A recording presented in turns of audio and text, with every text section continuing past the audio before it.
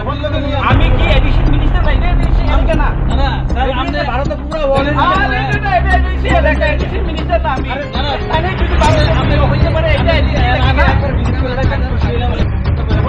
আমি কি এডিশন